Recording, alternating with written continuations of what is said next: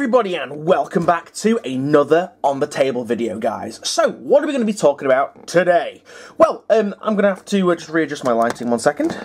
That is not what we're going to be talking about today. No, today we're going to be talking about something that I've wanted to do for a very, very, very long time. It is another big gribbly, as I like to call them, and you guys are probably thinking, well, what hasn't Great Jojo Man done right now? And most of you guys are probably thinking Nergal Night, because my fantastic, lovely wife for Valentine's Day, I know this is a while off now, got me a Glotkin, as you can see there. For some reason I can't get it in, because my light setup is being a shit. But yeah, so she got me a Glotkin, so I can start on a Nergal Night. Now, I've never actually been able to do it before in the past, just because it's one of those passing fancies that I've had, like, oh, I'd like to do a Nergal Night, but I can't really warrant spending like 60, 70 odd quid on a Glotkin. My wife decided to buy me one for Valentine's Day, which I was really happy about, and this is what I came up with. Boom, there we go. Ha! How awesome is this guy looking? I can't actually fit him all in shot. So yeah, I had loads of night bits knocking around, because I've done my Mechanicum Knight, my regular Imperial Knight, and my Orc Looted Knight. So I naturally had lots of like stuff knocking about from those models and from those conversions. So I was able to make it look quite nicely. In regards to the actual model itself, I was kind of going into it a little bit blind. I didn't think that I would be as indecisive on this model as I was in regards to how I was going to actually build it. Because the Glotkin model is very, very nice. The detail on it is fantastic. However, it is one of GW's 3D designed AutoCAD monstrosities, which basically means that it has almost zero posability unless you want to take a saw to it. I was a little bit annoyed, so I wanted to kind of keep as much of the Glotkin as possible, but at the same time make it enough looking like an Imperial Knight that I could use it as an Imperial Knight. It's a little bit difficult. As he stands, in fact, I'll get another Imperial Knight and show you a size comparison in just a second, but as he stands a little bit shorter than an Imperial Knight, which is kind of, you know, fitting, because he's kind of like lurching forwards, he's kind of like low to the ground. So the overall size of it, I'm not too worried about. My issues with making this model arose when I was like, well, what am I going to do about the shoulder pads and stuff? I can't just stick them on and paint them, because they're going to look just very stuck on and painted. So I kind of took a drill. You guys can kind of see in these parts here, I took many different sized drill bits and just stabbed away at the shoulder pads and the carapace and other little bits of armour and things like that, in order to make a kind of very pockmarked, very how do you say it, rusted and corroded kind of effect to it. And it turned out really well. It's going to be really nice to paint up. I can't wait to do it. It's going to be awesome. In regards to other little things that I did, I kind of wanted him kind of slumped down. Like, I wanted, like, looking like, you know, his arms come off. So that's why we've got the shoulder pad up here, which is kind of like standard, running parallel to the Imperial Knight carapace. And then this shoulder pad down here is like slumped all the way down with some delicious nergly gribbliness in here. Because it gives like a really lopsided and a really kind of diseased kind of look to it. By the way, guys, it's by no means finished. I've got loads of work to do on it still. I've got little bits to finish up here, and I've got to like try and integrate this chainsword into the arm a little bit better, because at the moment it does look very just stuck on. In regards to the other arm, it was pretty easy. I mean, this is my favourite weapon for Imperial Knights, the melter cannon type thing, and it's just one of those things that's like, yeah, I'm gonna have that. I didn't like the battle cannon. I've used it before, and it's just not the greatest weapon. But this was pretty easy. It was a case of I used most of the arm. In fact, I used all of the arm. Just left out the middle bit, which has the little sphincter teeth, little anus mouth with the teeth in it and stuff like that. And I kind of just rammed the gun into the anus, and it's all sounding very phallic right now. But yeah, so I rammed the gun on the end there, and god damn it. I rammed the gun into the anus. I sound like some kind of crazed, perverted, sexy mafia. But yeah, so added a lot of these like big pustules and stuff, because I was thinking to myself, well, what would it spray? Obviously, it wouldn't be a melter. There's far too much organic material in it here to be able to shoot melter blasts out. So I was like, well, maybe it shoots big, corrosive, acidic pustules. So we've got kind of these big ball sacks here on both sides. In fact, oh, Jesus! Just realised I've made a dick cannon with actual balls. Well, hooray for dick cannons. So much just broke off him. Fuck. I think it was this. This has just broke off him. Oh well. But anyway, yeah, so I actually got a Beast of Nergal as well. Courtesy of Underdog Painting. Thank you very much, dude. You'll see that in a later video. So I use a lot of the spare bits that you get from the Beast of Nergal, all the little tentacle-y things, just to make it look a little bit more gribbly. I also did a little cool thing here, down here. Don't know if you've noticed it yet, but I made a little Nergal just pop out like, hello! This little hole here was just screamed to have a little Nergal pop out. He's like, hello, Cooey! Look what I found! I found this! I found a croissant! It's not a croissant, it's a maggot, but it looks like a croissant. I'm really tempted to paint it up like one, but I'm probably going to paint it up like a maggot because that'll be more realistic. But he's not supposed to go there. I just thought it'd be really funny to have him popping out there, and there's like another little Nergalin. Where is he? Where's the little cheeky little bastard gone? There he is. Another little Nergalin just sticking out the top there. The face was something that I toyed with for a long while as well. I decided that I didn't want to use the Glotkin face, as awesome as it is. I thought that I could use the Glotkin face on something else, something even bigger when I decide to get round to it, or when someone decides to donate me a Warhound Titan. But yeah, so I was keeping the Glotkin face to myself, and I thought to myself, you know, I'll use one of the spare faces I got from the Great Unclean one, because it's roughly the same kind of a size as an Imperial Knight face.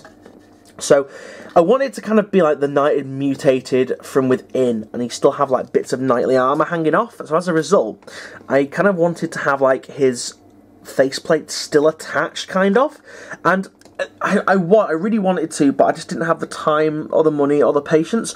I really wanted to put LEDs in this, so in all the gaps and stuff, and drill little holes in it so that like it had like green LEDs or red LEDs or something inside it that shone through. But I thought it would have been really cool to have an LED just shining through this little gap here. In regards to the actual sticking it on, it was really easy. Just got a couple of big old lumps of green stuff, pulled it down, and I wanted it to create. It's really hard to see. God damn it! I wanted to create like these jowls and like, you know, like he's got more chins than a Chinese phone book type effect. Also, I've used ball bearings here to use as some like big, nice round pustules because I had some that are actually rusting. So I thought, you know what, I'll use them. And hopefully they'll add a nice, cool effect once they start rusting. But anyway, I digress. The tongue was really cool, and then the actual inside of the mouth was better, but when I pushed it on, it hadn't dried, and it got smooshed in, and I didn't want to take it off because I thought I'd wreck it. But yeah, so moving around, okay, I'm going to have to zoom out a little bit. The spider legs, the flame, you know, the insect legs coming out here were a last minute addition because I wanted the way it was originally. This again didn't have anything really supporting it. It was just very stuck on, and I kind of wanted it to have like something that it was being held on with. So I used the fly legs from the bloat drones kit just to give it a little bit of extra support. You know, just to make it look a little bit more functional. The back of it, still not finished yet. You'll notice that there's this horrendous gap under here. Now what I'm going to do, I'm going to have loads of cabling like dangling down, but I might have to add them at the end because I want to get in to do this. But at the same time, I might leave it because I love all the juicy details in the back. Like let's just zoom in a little bit on this. I love like all the little skulls hiding in there. Like this is just too nice to not paint up, and then you got like the exposed muscle and stuff. I don't know what I'm going to do. I'm still really torn as to what I'm going to do with this back section here, because it does overhang by about an inch, which isn't the greatest. So other things. So the arm here. Let's zoom it a little bit back down. So the arm here, I don't know what I'm going to do. I'm really, really stuck on this, guys, and this is where I might need your help.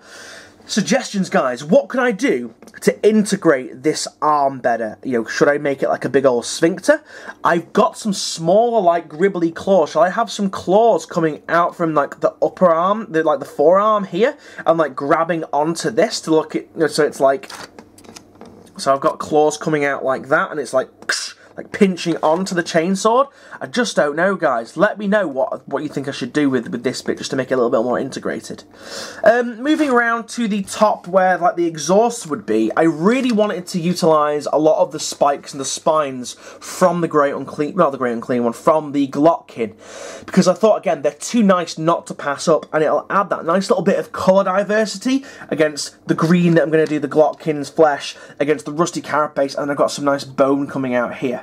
area, which is pretty good. And one of the things that I really liked about it, and the Glockkin is just so chock full of detail, it's unreal. It's actually more detailed than the Great Unclean one. Now, I personally think that they were using the Glockkin as a test bed for a Great Unclean one model, just seeing what they can do, and there's almost too much detail on it.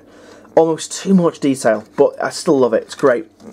But one of the things that I liked, is it on this one? Is it on this side? Yes.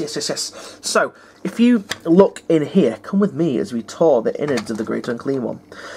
Inside these spines, they're so detailed. There's like little maggots and little boils and pustules, and I think on one of the other ones, I think there's even skulls. Oh shit! I've just knocked the camera. Sorry, guys. No, it's on the ones that I didn't use, but there's little skulls inside the other massive one. But one of the things I'm thinking of doing, because it's not quite big enough. In fact, give me a second. I'm going to go and grab an Imperial Knight just to show you the size comparison. Where is that big bastard? Here he is. Hold on. I'm trying. My office is a gauntlet at the minute, guys. An absolute gauntlet. If I make one wrong move, I fall and destroy everything. So, we just try and get him. There he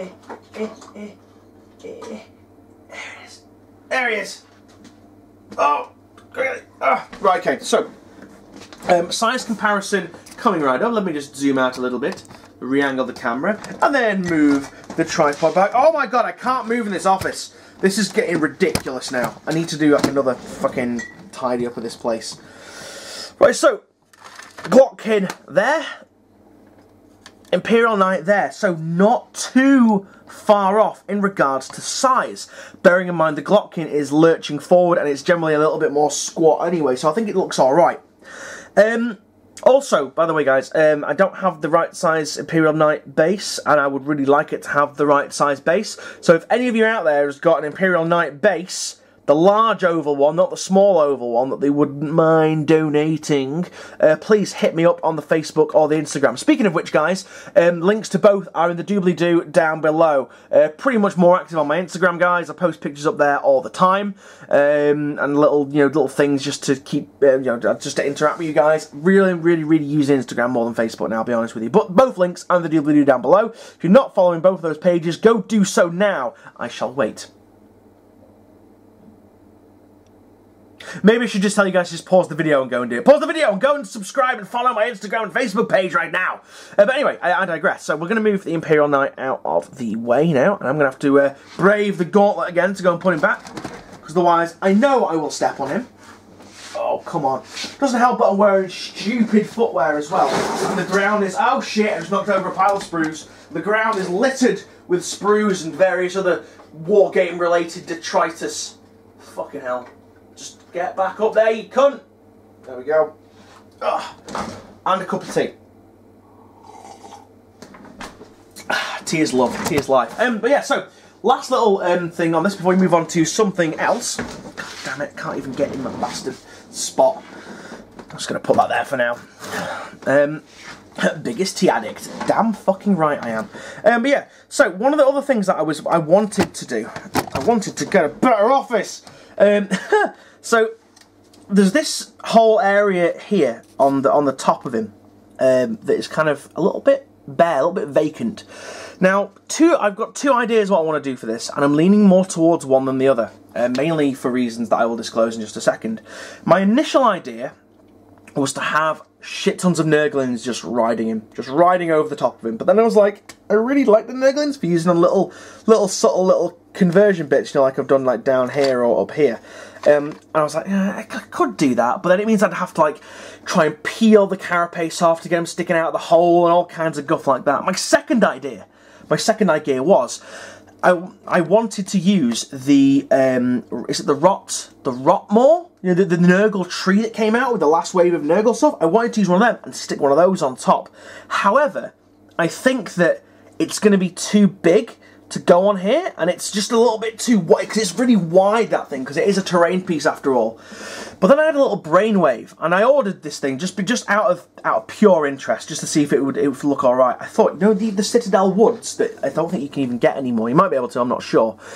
The Citadel Woods would, you know, the trees in them, they're almost the right size. If you take the little bases off them, a tree would fit right well coming up out here, and it would go with that whole Nergal theme of like the Garden of Nergal.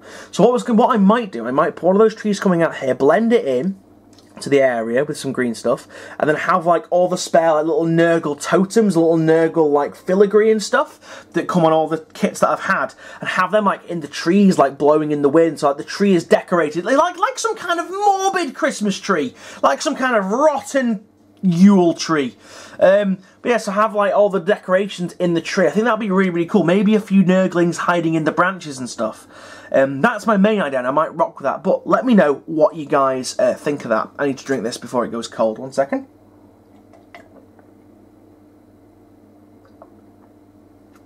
I do love guzzling tea. So that's pretty much it for the Glotkin Imperial Knight conversion at this moment in time. Let me know what you think in the doobly-doo down below, guys. Let me know what you think I should do. And I'll move on to the next thing. Now, I've kind of been... I was dabbling the other day, just dibbling, dabbling. And I was mooching about, and I actually came across an absolute steal from a hobby shop. How much and why I cannot disclose, but I basically managed to get a Daemon Prince for very, very cheap. And I thought to myself, you know, I'm going to make a new Nergal Daemon Prince. Why not? Because I can. And because I needed a bit of a kickstart to get back into the hobby again. So yeah, so this is him. It's a different Daemon Prince from what I'm normally used to. I'm normally used to doing like really fat, horrible, bloated Daemon Princes, but this one I wanted like a really sickly, insect-like, kind of scrawny, malnourished Daemon Prince. So I opted with this one here. Really interesting model, a lot different from what I've normally done with my Nergal stuff, but I thought, hey ho, you know, you can always use an extra Daemon Prince, you know, if you need to fill up some points or something. So the overall construction of this, it's pretty much 90% original Daemon Prince model, just a few little differences. I like the reverse jointed legs. They look quite insect-like to me. Then I added like the wings, and then the carapace is actually from a card effect, so he looks very beetle, very beetle, very insect-like. The face is from a plague drone, and I wanted a cowl because cowls are cool, guys. Let's just face it. We've got lots of like pustules and stuff, and these little holes here, I've actually lost a bit, so I'm going to have to try and sort something out. But these had the smaller insect legs from the blight drones, like coming over, like some big crazy collar, like a big like grill mesh protecting his face, which looked pretty cool. And then the sword here, the sword is actually from a Daemon Prince of Nergal, you know, the one that you can actually get from GW now. It's not legit Games Workshop, it's Forgery World, but I don't care, guys. But yeah, so it's a case that I use that sword because it kind of fit right, and I like Nergal weapons, like being quite big and chunky and almost very blunt looking. So yeah, so that's what I kind of did with him. I'm going to obviously get rid of a lot of these little markings on his leg. I'm going to replace them with some Nergal-y goodness. But yeah, so kind of replaced him, you know, did him a little bit, and yeah, what do you think of him? I like him with the wings. Got a flying Nergal Daemon Prince. He's going to buzz around, he's going to get you, he's going to fuck you with the sword. Let's put him back up there. But anyway, guys, that's pretty much it for this video. So, I would like to thank you guys for watching. If you've not subscribed, please do so. If you'd like to go and subscribe and follow to all my other social media stuff, links in the doobly-doo down below. I'll see you guys in the next video. Don't forget to drop a comment. See you now, guys. Thank you very much, and goodbye.